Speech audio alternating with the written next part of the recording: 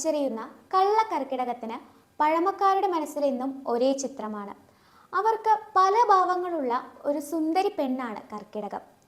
പെയ്തൊഴിയാൻ കൊതിക്കുന്ന മാൻമിഴികളുമായി നിൽക്കുന്ന ഇവൾ ചിലപ്പോൾ വല്ലാതെ ആർദ്രയാകും. ചില നേരങ്ങളിൽ കലിതുള്ളി ഒരു ഭ്രാന്തിയെ പോലെ അട്ടഹസിക്കും. മറ്റു ചിലപ്പോഴോ ഒരു യോഗിണിയെ പോലെ ശാന്തയായി മന്ദസ്മിതം പൊഴിക്കും. കടക്കണ്ണിൽ സ്വപ്നങ്ങൾ ഒളിപ്പിച്ച ഇവൾക്ക് പ്രണയഭാവവും അന്യമല്ല തന്നെ. കള്ളക്കർക്കിടകം ചതിച്ചാലോ എന്ന കാർന്നവന്മാരുടെ ആത്മകഥം കാലത്തിനൊപ്പം ഒലിച്ചുപോയി. കൃഷി എന്നേ മറന്നുപോയ മലയാളിക്ക് കർക്കിടക മാസത്തിലെ പല ആചാരങ്ങളും പാട്ടകൃഷിയെ പോലെ അന്യവുമായി. കർക്കിടകം എന്നും ഒരു ബിംബമാണ്.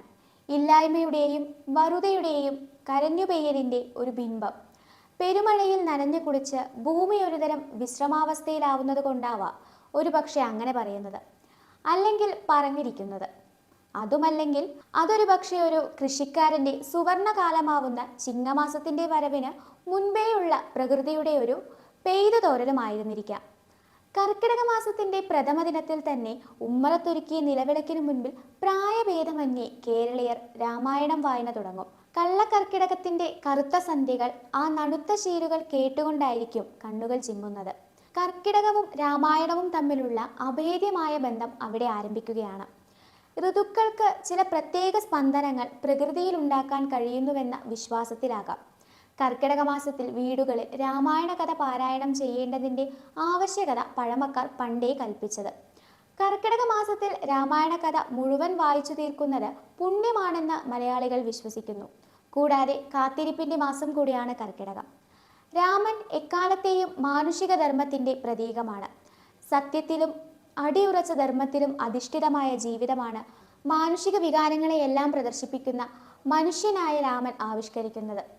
ആധ്യാത്മികവും സാംസ്കാരികവും കലാപരവുമായ എക്കാലത്തെയും സ്രോതസ്സാണ് രാമായണം. മലയാളികൾക്ക് രാമഭക്തിയുടെ സുധാമൃതമൊഴുകുന്ന എഴുത്തച്ഛൻ്റെ അധ്യാത്മ രാമായണമാണ് പരിചിതം. കർക്കിടകം 1 മുതൽ രാമായണം വായന തുടങ്ങി മാസം അവസാനിക്കുമ്പോഴേക്കും തീർക്കണമെന്നാണ് വിധി. തറയിലിരുന്നു കൊണ്ടോ ഗ്രന്ഥം താഴെ വെച്ചുകൊണ്ടോ രാമായണം പാരായണം ചെയ്യാൻ പാടില്ല. ഒന്നുകിൽ ആവണപ്പലകയിലോ അല്ലെങ്കിൽ മാൻതോലിലോ, അതുമല്ലെങ്കിൽ അശുദ്ധിയില്ലാത്ത പീഠത്തിലോ, അത് നിലവിളക്കിനേക്കാളും പൊക്കത്തിലാകരുത്.